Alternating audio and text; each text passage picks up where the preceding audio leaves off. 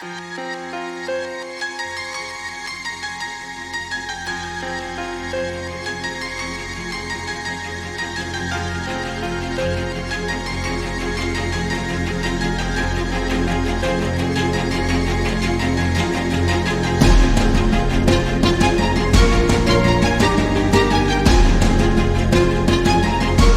estábamos y nos quedamos espero que hayan visto, sobre aprender y enseñar, sobre enseñando aprendemos, sobre aprendemos enseñando. Entonces espero que hayan visto esa primera parte porque estuvo súper interesante y entretenida, porque realmente nos dimos cuenta de cómo llegamos a ser maestros de maneras absolutamente, aparentemente aleatorias. Pero realmente, pues aquí los tres hemos tenido esa experiencia y nos ha dejado mucho. Pero ahorita queremos empezar con Luis Antonio Carvajal, con Xiomara Auxiliadora Martínez y yo, Gabriela Monroy Calva, a platicar con ustedes y a invitarlos a que nos dejen sus comentarios, sus críticas, sus propuestas. Aquí en YouTube pueden dejar cualquier comentario o buscarnos en nuestras redes sociales, que estamos en Facebook con dos espacios. Uno se llama Universo Colibrí, el otro se llama Susurros del Colibrí. En Instagram también tenemos Universo Colibrí y Susurros del Colibrí. En LinkedIn estamos como Susurros de Colibrí y en YouTube estamos como Susurros del Colibrí. Y yo todos los días publico algo en mi cuenta de Twitter, en mi cuenta personal, que se llama @tarumba con T en mayúscula, por mi querido poeta Sabines. Pero bueno, nos quedamos en la pregunta que decía, ¿ustedes han tenido diferentes tipos de maestros? Xiomara, tú querías contestar eso. Ay, yo muy emocionada, sí, he tenido muchos maestros diferentes. Creo que es impresionante, no me había dado cuenta, pero por ejemplo, maestros en que no hablan casi, maestros en que agarran las llaves del taller y te enseñan el primer día en su clase y dice, ok, ve tú y experimenta, y así es como más he aprendido yo. Yo soy muy de hacer para aprender, mucho por lo que yo trabajo, obviamente, pero maestros muy estructurados que te enseñan las paletas de color, pero casi de manera científica. Y no sé, o sea, y maestros, por ejemplo, de joyería, que él tenía un método, él tenía un manual, o sea, súper perfecto, un manual buenísimo para dar clases, o sea, que yo nunca he visto otro así, ni en los libros que te venden. Entonces, es impresionante porque va desarrollando en ti diferentes, no nada más lo que te están enseñando, otras cosas, abre nuevos mundos, te enseña a no sé, a convivir de otra manera con las personas, a tú hablar de otra manera, a ver el mundo diferente. Entonces, yo soy así como, me encanta aprender. Creo que soy aprendiz por naturaleza, más que maestra, lo decía hace rato. Ok. ¿Y tú, Luis, has tenido distintos tipos de maestros a lo largo de tu vida? Desde luego. Y aquí la idea que me parece muy potente, poderosa, es que con la actitud adecuada, cualquier persona es nuestro maestro. Porque incluso aprendemos lo que no se debe hacer en cualquier situación, en diferentes disciplinas. Y ahorita recuerdo a un queridísimo maestro, del cual solamente pude tomar un taller, desafortunadamente hasta el momento. Afortunadamente el maestro sigue dando clase. Él es David Arontes, él es director de coros en el Conservatorio Nacional. Y alguna vez vino aquí a Ciudad Juárez a dar un curso de toda una semana para maestros de coro, en el que aprendí muchas cosas, pero algo que se me quedó profundamente grabado fue que también la primera clase dijo, maestros, ustedes no van a enseñar a la clase. Y todos viéndolo así, ¿Cómo que no, maestro? Si somos maestros. No, ustedes no van a enseñar a la clase. Ustedes van a que sus alumnos aprendan. Y si creen que es lo mismo, hay una diferencia enorme, abismal. A mí no me interesa si ustedes, así dijo textualmente, se tienen que colgar de la lámpara o dar vuelta, no me interesa que te hagan, pero sus alumnos tienen que aprender. Y eso lo recordé porque el año pasado le escribí y le conté eso, que se me quedó, dijo, ¿te acordaste de eso? Sí, eso fue en el 2012, me parece. Entonces sí, absolutamente, los maestros tienen su manera muy particular de enseñar e incluso de enseñar lo que no debemos aprender. Es decir, Así es, la actitud sí, que el aprendizaje valida la enseñanza. Es decir, como decía el maestro, yo voy a enseñar, pero si el alumno no aprende, yo no enseñé. Yo derramé sabiduría quizá, pero eso no es enseñar. El alumno valida la enseñanza. Si no hay aprendizaje, no hay enseñanza. así es. Hay maestros por citar dos ejemplos, o un ejemplo con dos vertientes. Maestros de teatro, hay un maestro que dice, mira, tú te paras aquí y la escena dice que la vas a mirar a esa persona y le vas a gritar. Y hay que, el maestro que te dice, te paras, levanta la mano medio metro y volteas, es decir, punto, pelos y señales de toda la situación. Es una manera de enseñar y de dirigir.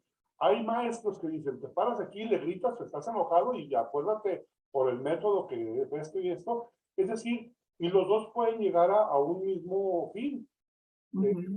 La diferencia está en el alumno, cómo le gusta más, cómo aprende más, cómo absorbe más, cómo se estimula más. Entonces sí, aprendemos de muchísimas formas, incluso, bueno, los estudiosos de la otra vez, la neurología, dicen que más del 90% de nuestras respuestas están bajo enseñanzas o aprendizajes que ni siquiera estuvimos de acuerdo en hacer, sino que incorporamos.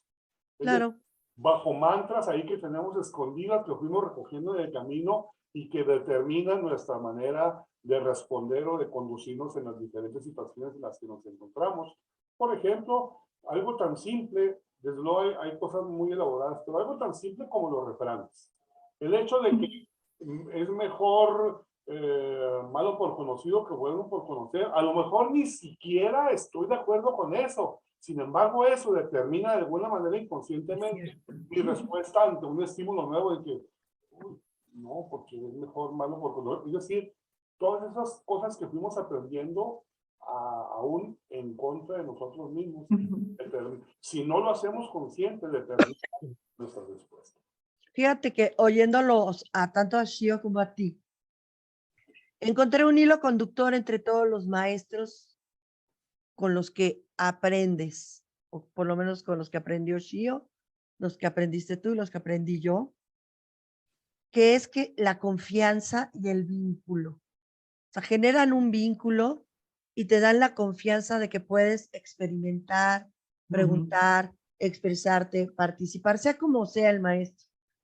Hable poco, hable mucho, te dé las llaves del taller o te dé un libro para que luego vayas a hacer preguntas más interesantes que las que estás haciendo, etcétera.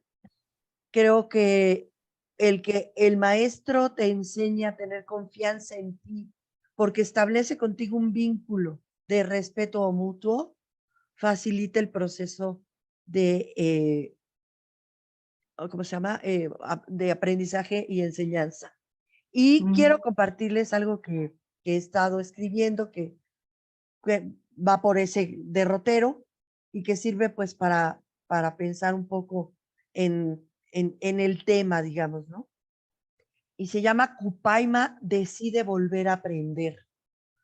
Una mañana Cupaima entendió que había perdido la guerra, ya no tenía aliento, ya no podía ni resistirse, no podía avanzar porque su corazón y sus piernas no obedecían ya a su voluntad. Tampoco podía poner pausa porque estaba convencida que cuando tú no te mueves, el mundo sigue su curso Y no solo no avanzas, sino que te quedas atrás. Ella creía que esto de que no moverse, retirarse, darse por vencido, es perder, porque su abuelo querido así se lo había enseñado cuando era una niña. Cupaima perdió la guerra porque asumió que ella era una guerrera, que perder la guerra la volvía una perdedora y se olvidó que antes que nada era Cupaima. Colibrí Sagrado tomó una bocanada y continuó. Todavía no entendía que ella no era solo una guerrera, sino que una de sus facetas era la de ser guerrera, pero que ese rol no agotaba todo lo que ella podía hacer. El ser de nadie se agota en un oficio, en un rol. El ser es posibilidades. Después de mucho tiempo, cuando yacía gravemente herida en su derrota, se dio cuenta que si pensaba lo mismo que ayer, que hace meses o desde que tenía memoria, no había pensado lo suficiente, ni lo suficientemente bien. Había dejado de aprender. Estaba prisionera de sí misma. Pero en ese estado de indefensión, cuando se rindió ante sí misma y se permitió sentirlo con toda su fuerza, cambió y pudo aceptar la derrota. Perder la guerra te sacude, te desenraiza y tienes que cambiar de oficio, de lugar, regresar a ese hogar que eres tú mismo, porque has sido vencido. Las opciones se acabaron. Has sido expulsada y tienes que moverte de ahí. Cupaima perdió la guerra. Tendría que diseñar nuevas formas de realizar hazañas, que son tareas que requieren de gran esfuerzo y valor, porque le gustaba vivir apasionadamente. Entonces decidió no aceptar ninguna otra empresa que entrañara hacer la guerra. Aceptó que una guerrera como ella tenía que vivir la derrota como una posibilidad natural de la guerra y se propuso desarrollar la fuerza y la valentía para recorrer un camino distinto. Recordó cuando creía que se podía ganar la guerra sin reconocer que en todas las relaciones que mantenemos a lo largo de la vida entra en juego el poder y que el verdadero poder para cultivar esas relaciones es el de expresarse como somos, vivir bajo nuestros términos y conceder en todo momento esa libertad al otro. Cupaima perdió la guerra y para llegar a su Ítaca eligió convertirse en la vieja que cuenta cuentos en el oasis del desierto y a los viajeros que ahí se detienen. Todo su ser le pedía contar historias para aprender de la respuesta de sus oyentes. Por eso viajó hacia el desierto. Equipaje ligero, agua, caminar muchas noches que son propicias, observar el comportamiento del sol, descubrir su sombra, descansar o morir. Para sobrevivir en el desierto, tienes que poner toda tu atención en lo que haces y en cómo lo haces. El desierto te lleva a tu límite, te deconstruye, te renueva, te enseña el arte de la hospitalidad. Cupaima cantó voz en cuello muchas veces y pudo relajar su cuerpo como no lo había hecho hacía eones. La mandíbula se relajó primero, luego el cuello y así. Analizando su pasado, aprendió que quizás su abuelo había experimentado la derrota, que su abuelo se había dado por vencido al perder la guerra y que no había podido aprender a ser, simplemente a ser y a parar quieto para que su cuerpo se reconociera y su espíritu buscara otra aventura. En el oasis, contando cuentos, aprendió que quería vivir la vida como si fuera un peregrinar danzando con aquellos que han encontrado lo sagrado, que no es otra cosa que reconocer lo que merece honrarse porque tiene dignidad. En esta senda, en este peregrinar, hay que detenerse para apreciar lo singular del momento que vivimos en el presente. Debemos aceptar que cuando entendemos o evocamos algo familiar y podemos detectar patrones, lo que está sucediendo sigue siendo único. Entonces, no nos comportamos como de costumbre, respondiendo automáticamente, asumiendo que ya sabemos, porque nos damos cuenta de que tenemos que prestar atención a los detalles y matices que esta situación hace que sea diferente a todas las demás. El amor por el aprendizaje es clave. La memoria y el conocimiento del pasado se vuelven referente, no cárcel, no verdad única y monolítica. Y por ello incorporamos lo nuevo. Aprendemos cuando precisamente con la ayuda de la memoria nos percatamos de lo que nos sucede o nos sucederá y pensamos, damos la oportunidad de que sea inédito y familiar al mismo tiempo. Pero esa búsqueda de las tonalidades, ese saber que aún el negro y el blanco son tonos y no colores, es lo que llamamos aprendizaje. El saber se construye cuando nos apoyamos en el conocimiento del pasado, pero con los ojos frescos de quien está presente en el presente. Aprender es recordar, integrar, relacionar de nuevas maneras, imaginar, idear, adentro, afuera, presente, futuro, todo interactuando en nuestro interior para mantenernos ágiles, aprendiendo, desaprendiendo, creando. Cupaima perdió la guerra, pero hoy vive su odisea y tiene que volver a sí misma, que es su verdadero hogar para abrazar lo nuevo. Cupaima quiere estar sin refugiarse en ideas preconcebidas, aprender de los demás y de ella misma, narrar y escuchar historias, bailar y hacer peregrinaciones. Cupaima se sienta para contar historias en el oasis del desierto, pero gracias a la apariencia que otros le dan, está de vuelta viviendo su vida, fortaleciendo sus alas con las que baila el viento. Cupaima entendió finalmente, apuntó Colibrí Sagrado, que ser maestro y aprendiz al mismo tiempo van de la mano. Tan, tan.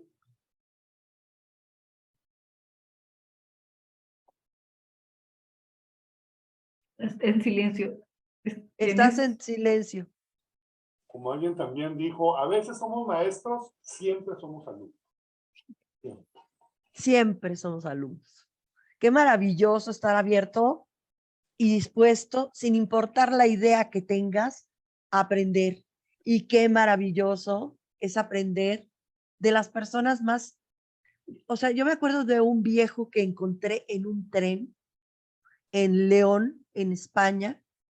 Iba yo con mi hijo mi hijo mayor que tenía 3 años y el viejo que hablaba un castizo cerradísimísimo que exigía toda mi atención porque además usaba vocablos que me eran ajenos.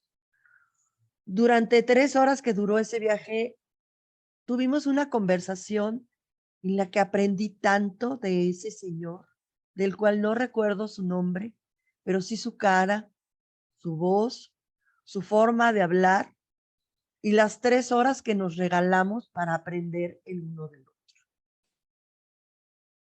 Es que es la actitud, la persona que sea, podemos aprender algo, inclusive lo que no deberíamos hacer. Y al abuelito de Cupaima estaba equivocado. Uh-huh. Sí se puede seguir aprendiendo. Sí se puede tener otros roles. Sí se puede, no todo, porque definitivamente hay cosas que no podemos y eso también nos enseña si queremos aprender. También, claro.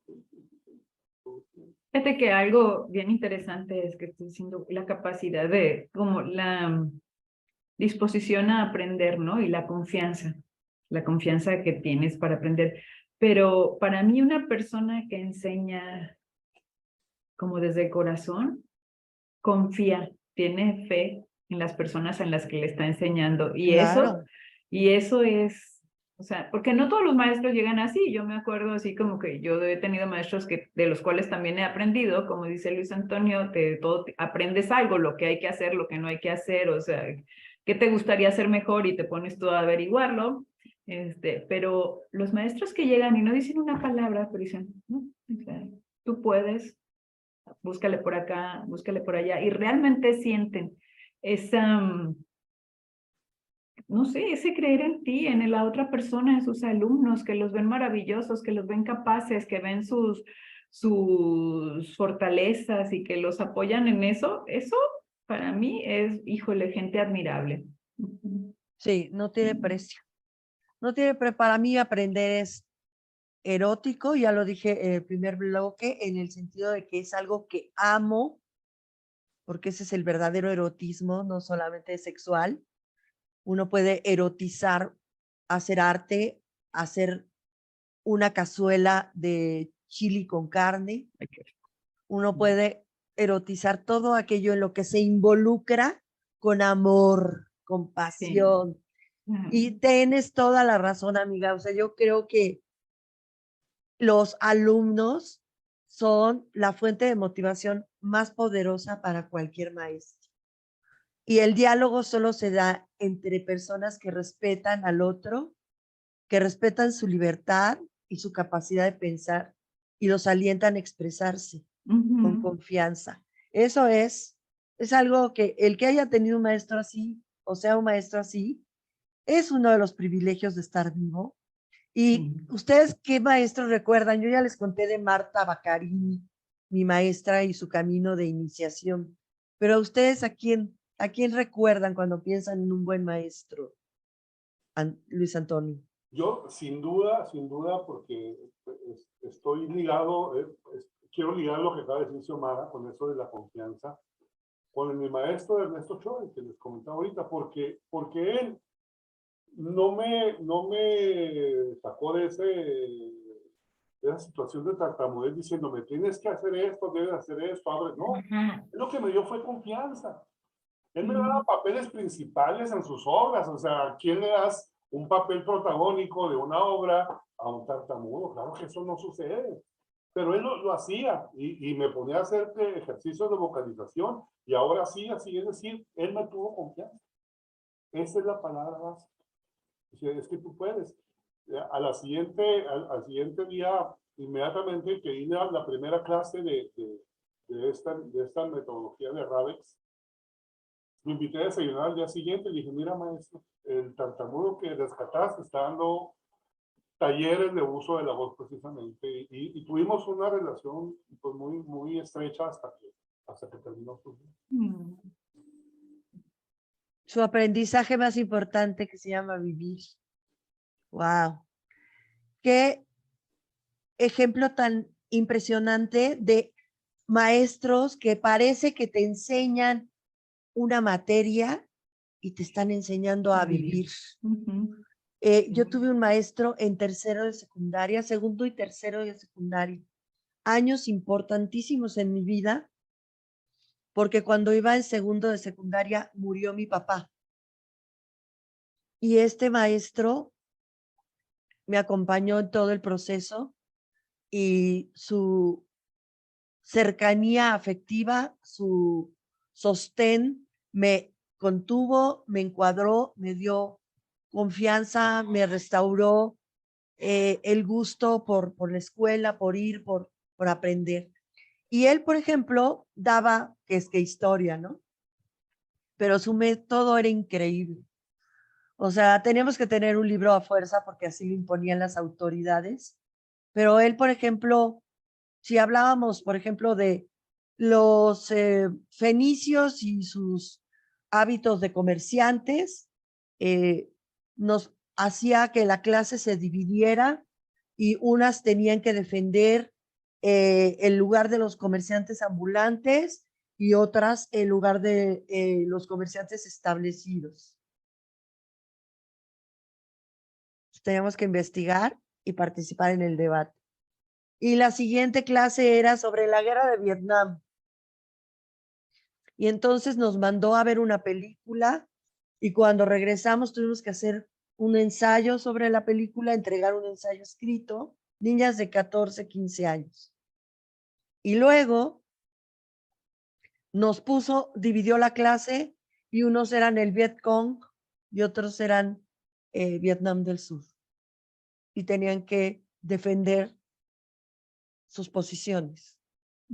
Y ese maestro, José Luis Jacques, fue tan brutalmente maravilloso que me tocó leer en El Financiero o en Milenio, no sé cuál de los dos periódicos, un artículo de una mujer mucho más joven que yo, que también fue su alumna. Y espero, si es que está vivo o si ya está muerto, que sepa y que sepa el mundo que de verdad a José Luis ya yo lo recuerdo con gratitud, cariño. Ese señor me enseñó a pensar. Ese señor me enseñó a amar el ejercicio del pensamiento. Lo erotizó para mí, gracias, porque me gusta mucho pensar.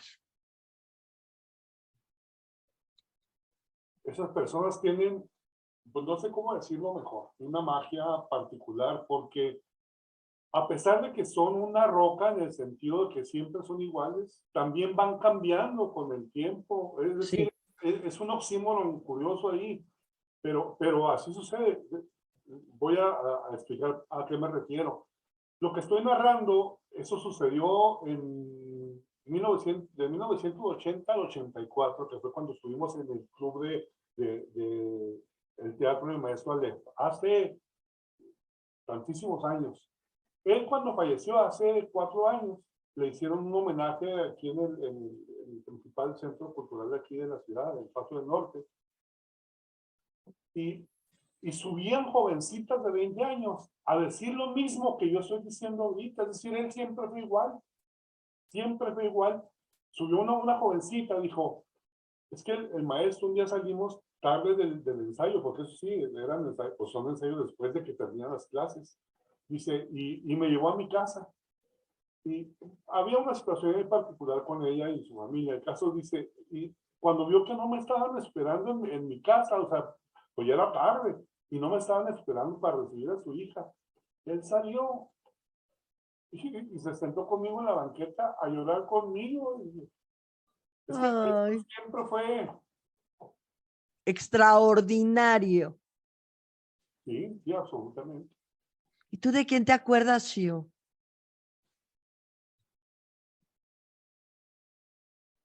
Ya, yo tengo varios maestros así impresionantes, pero de la que más me acuerdo así que tocó mi vida fue mi maestra de escultura, Magdalena Piedra, una escultora impresionante, pero muy callada, o sea, solo te iba, decía, sí, amasada, así, así, así, ya.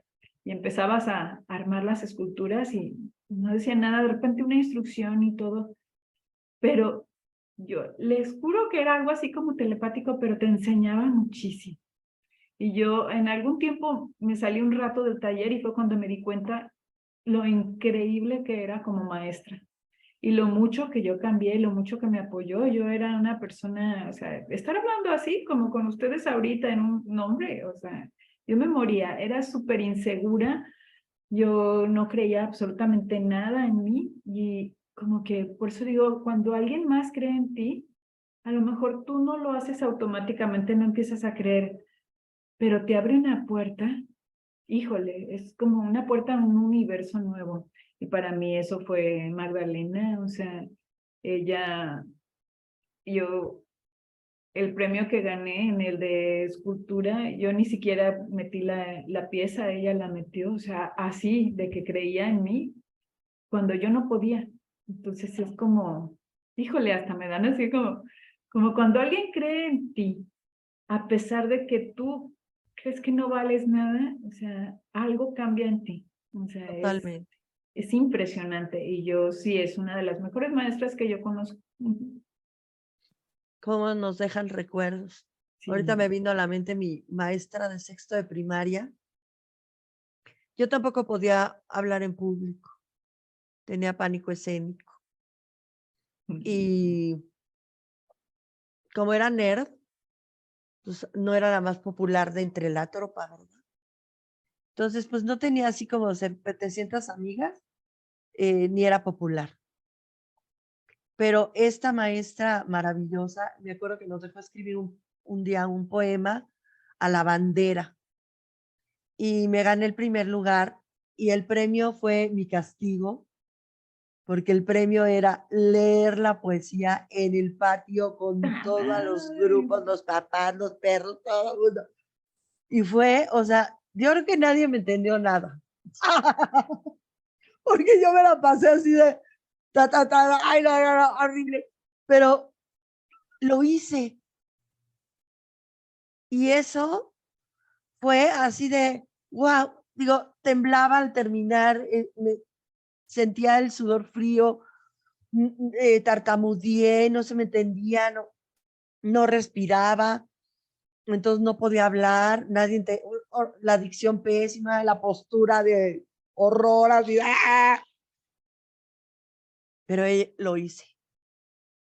Y eso cambió muchas cosas en mí, que tardaron mucho tiempo en dar frutos, porque lo maravilloso de un maestro es que ponen semillas que a veces tardan 20 años en florecer.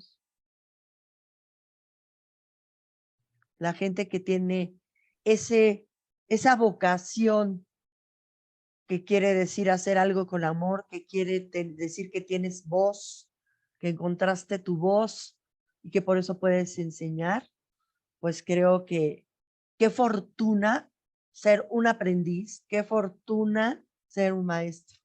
De veras, se los recomiendo ampliamente y pues ya estamos llegando al final de esta emisión. Déjenos sus recomendaciones de qué temas quieren que platiquemos, porque por ejemplo con me voy, antes de hacer mi comercial, con el sabor en la boca que ser aprendiz y ser maestro tiene o se alimenta de la confianza mutua. Es como Sí. la condición sine qua non. Entonces, no olviden de seguirnos en Facebook, que estamos en Universo Colibrí y en Susurros de Colibrí, en Instagram, que tenemos Universo de Colibrí y Susurros del Colibrí, en LinkedIn, que tenemos Susurros de Colibrí, en YouTube. Por favor, aquí es donde Denle nos van a like. contar más los likes, los dislikes, las sugerencias, las críticas, las propuestas. Propongan para que vengan a los programas y queremos usar la imaginación, que decía Einstein que es el más alto nivel del pensamiento humano, para construirnos alas. Muchas gracias por estar aquí. Le doy las gracias a Shio, como siempre, porque enriquece mi vida, a Luis Antonio Carvajal, que es mi alumno y mi maestro al mismo tiempo.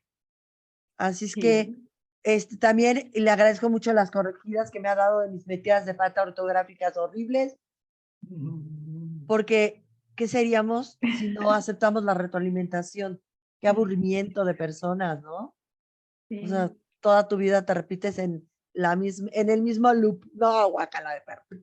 Entonces, amigos, vengan pronto. Pronto tendremos más para platicar con ustedes. ¿Con qué se quieren despedir Shio y Luis Antonio? Pues yo me quiero despedir invitando a Luis Antonio a que después vuelva a visitarnos con algo más específico de lo que él hace, porque me quedé así como toda emocionada. Ay, yo quiero aprender, yo quiero No, vamos a aprender. O hablar sea, de sí, teatro, por favor, sí, de sí, por favor. O teatro. sea, Y con luego eso de me quiero música. despedir. Sí. Sí, ajá. Y pues darle las gracias a todos y aquí estamos. O sea, me encantó, ya saben. O sea, y gracias, Gabriela, y pues ahí nos vemos pronto. Así es. Luis Antonio Carvajal. Un enorme agradecimiento por la invitación y mucho gusto, Xiomara. Y me quedo con esta idea de que el mejor maestro es la duda. El mejor maestro es la duda. Como dijo Galeano, si logras enseñarle a dudar, estás creando un autodidacta. Y absolutamente. eso no tiene precio, amigos.